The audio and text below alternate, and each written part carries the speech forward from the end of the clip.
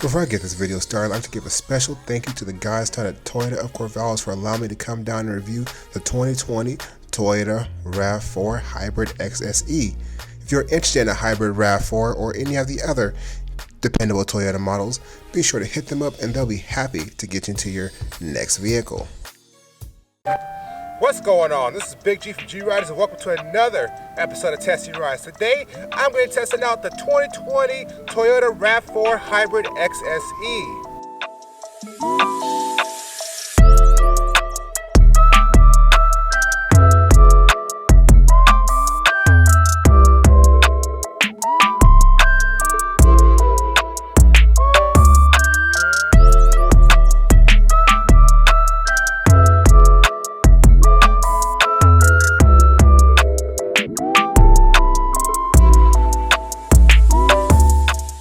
This generation of the Rav4, which is the 6th generation, was introduced for the 2019 model year, which honestly was really good. Did a lot of cars in the same time, just because a lot of their cars was behind on modern technology and just kind of what the modern standard of a car is nowadays.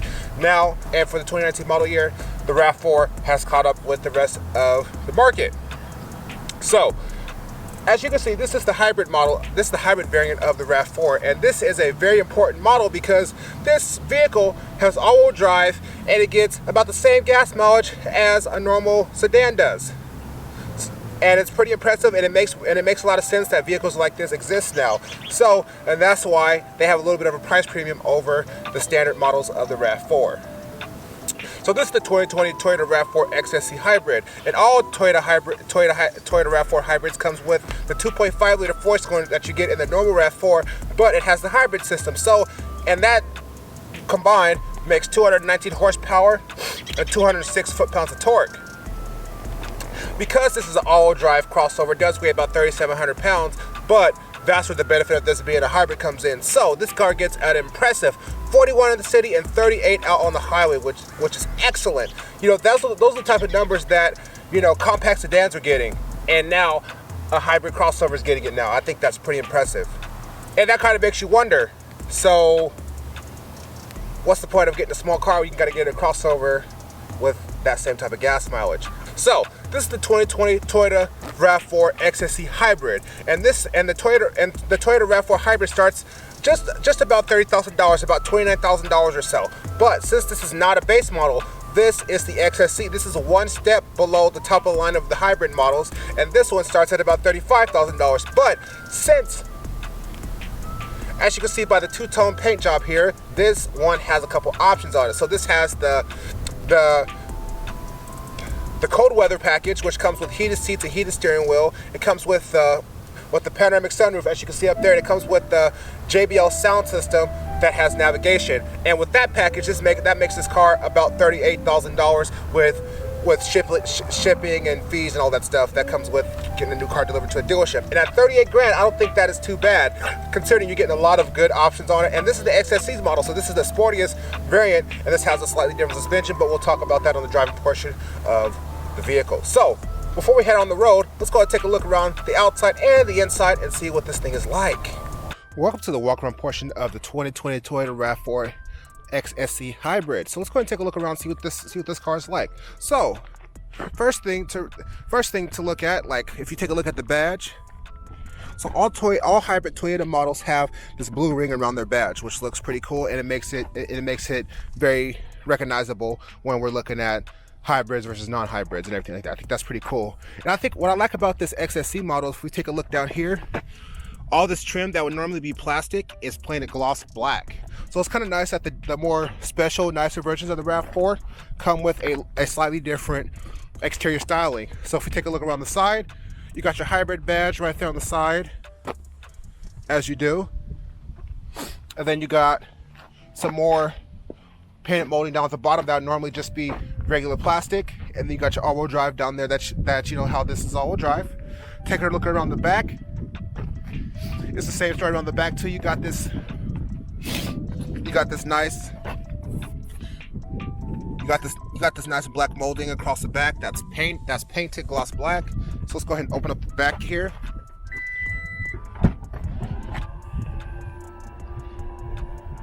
One thing I like about back here and kind of how they packaged their hybrid system. You're not losing any cargo space back here. I'll put up the official number right here. I think that looks pretty awesome.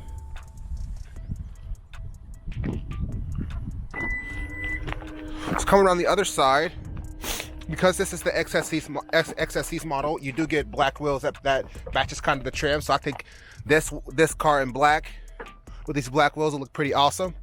So, but I wish they would have blacked out the grille too. I think that would have been a little bit better aesthetically with this car. But you know, the silver grille, the gray grille, doesn't look bad either. All right, and we do have the panoramic sunroof, which looks pretty awesome, and it just like adds to the black trim up top. And you got those nice roof rack systems. So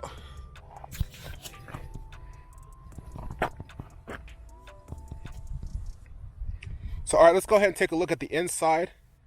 Take a look at the inside of the 2020 Toyota RAV4 Hybrid and see what that's like. Since this is a new Toyota, it does have remote start, so you hit 1, 2, third one you press and hold. The lights will flash.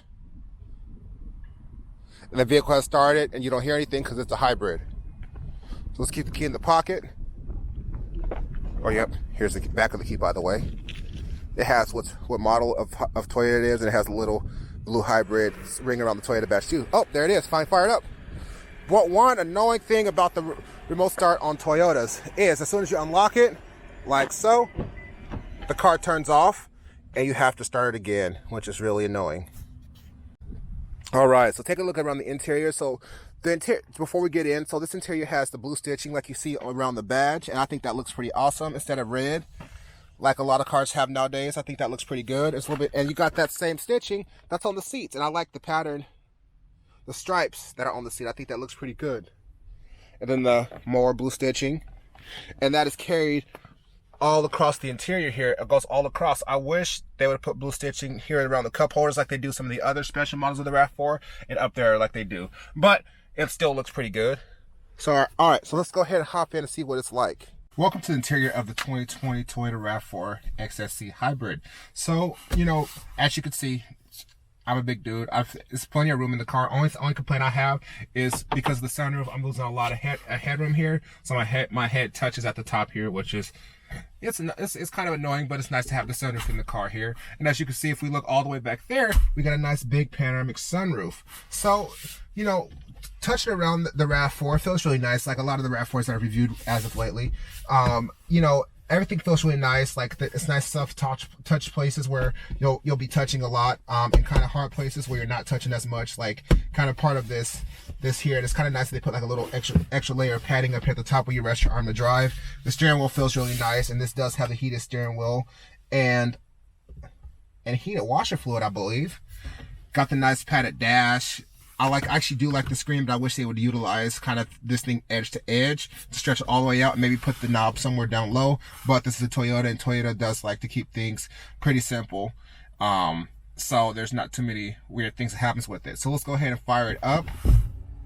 So this car does have the drive select mode, and it's a little bit different. So when you turn it to the left, sport mode comes on, you turn it to the right, eco mode comes on and press in the middle. That turns into regular mode. We also can go to, so we can keep it in EV mode, or we can change it over, and then if you hit trail, it changes a different mode, and I'll do a voiceover talk about kind of what that trail mode does. But you got the JBL tweeters up here, and in here this does have the JBL sound system, and the JBL sound system is not that impressive, I admit, but it's not too bad at all. Got some nice stuff in the storage box here. We got, look like some stuff for since it's a new car, it has stuff for the roof rack system. You got 2 more USB ports here in the back. You got one up there in the front with the wireless charger up there in the front. You also got two USB ports in the back, and you got pretty nice big cup holders over here in the side and the door pockets. There's some more in the back there too. But I think I'm going to go ahead and take this one on the drive. Also, this has the digital rearview mirror, as you can see from this angle. Let's go ahead and go out on the road and see how this thing handles and drives, because that is the more important part with this Toyota RAV4 Hybrid. Because honestly, there is not a regular. Funny enough, there's not a regular XSE. XSE is only in the hybrid flavor so far this generation, and I think that is pretty interesting to do. But it makes sense because in combo with the regular 4-cylinder gasoline engine, this does make the most power out of all the other RAV4s at 219 horsepower, which is pretty good. And actually, it's pretty quick too. 219 horsepower, especially with the instant torque of the electric motor, that's pretty respectable. So when you step out on the road and you put your foot down like that, it gets going pretty good. It feels similar to the kind of pull that you would get in a turbocharged car, which is kind of cool.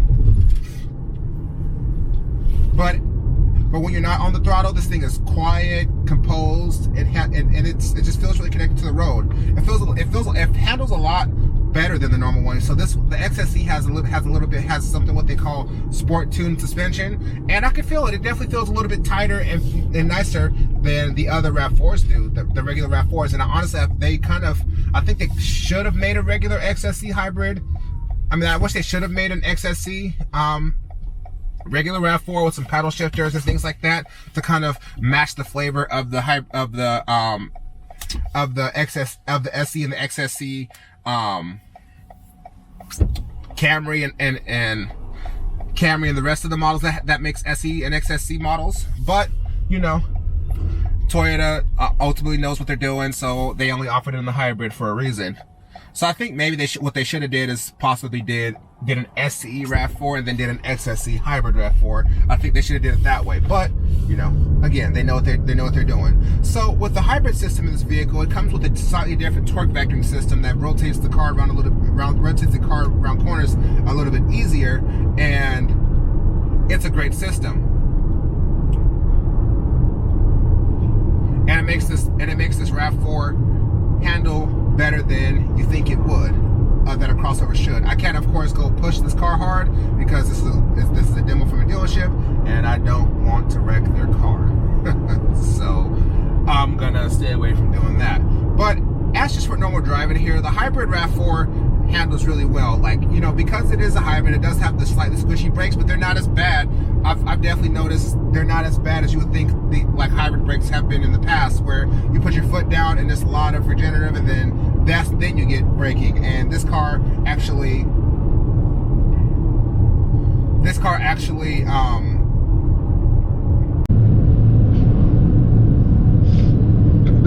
doesn't have a whole lot of squish before you actually start getting braking, which is pretty nice.